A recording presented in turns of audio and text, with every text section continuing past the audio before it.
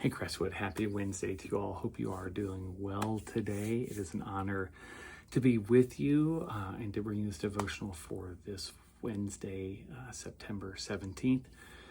Hard to believe we are moving so fast through into the fall and through it, but we are, and God's doing amazing things, and hope you are experiencing those in your own life. So, not long after I posted my devotional last week was when we had this just horrific events happen in Utah with the killing of Charlie Kirk, in Evergreen, Colorado with the school shooting. It's just been such a difficult week to try to make sense of the violence that is taking place in our country, the division, the hatred, and then all the responses to it as well. It blows my mind, the spectrum of responses we have seen to what has taken place, and then the responses to those responses, and how that just seems to perpetuate the division. I was talking with a minister friend of mine a couple days after Charlie Kirk was killed, and he was talking about how he had posted something on Facebook to the effect of, regardless of what you believed about what he said, here was a husband and a father, and no one should be killed for their views.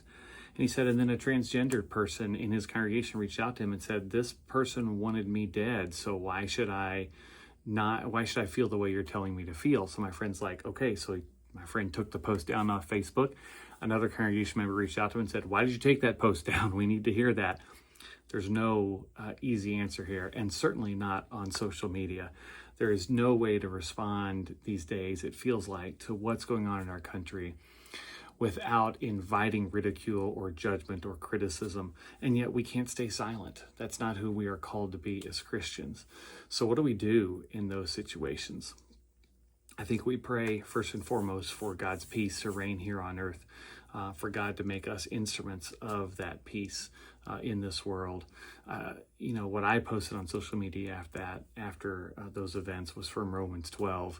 And that passage ends with, do not be overcome by evil, but overcome evil with good. And so you may look at something and say it's evil. Someone else may look at it and say, no, that's good. That's what needs to be done. That's what needs to be said. We all will have different opinions about that. How are we meeting what we determine to be evil with good? How are we not contributing to the division, to the conflict, to the rhetoric that is out there, but rather how are we seeking good in the midst of all of those things? And that might be different for each of us depending on our views. Some people may say, well, prayer is what I'm going to do. Some people may say advocacy or protest. There's all different ways to seek good. I think the challenge is to make sure that whatever we do, we are honoring who God is calling us to be. And that means we are not contributing to the hate. We are not contributing to the division. We are not contributing to the evil. Each of us have to decide for ourselves what that is. And for some people, it will be more public facing and more advocacy. For others, it will be more interpersonal in the relationships. For some, it will be more spiritual with the prayer. But we are called to seek to seek good against evil. We are called not to add to the evil of what's going on. We are called to seek good and to combat the evil we see in this world with good. So how are you doing that today? What are you going to do today that contributes to the good in the world rather than perpetuates the evil? None of us think we're evil, right? We're just standing up for what we believe or whatever. And that's important to do, but we can't do so in ways that contribute to the evil that already exists. It contributes to the conflict that already exists.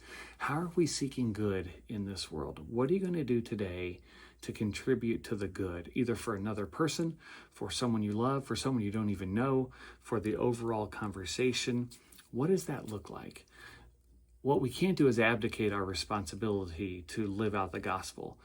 We can't just sit by and be silent while these things happen.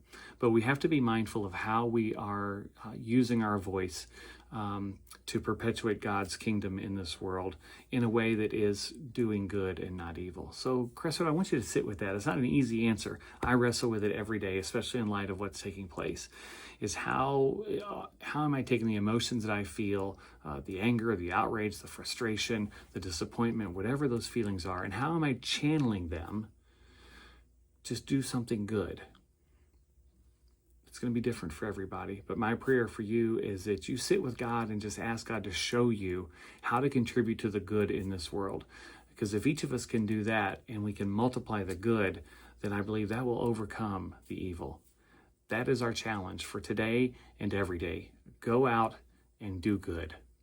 God bless you, Crestwood.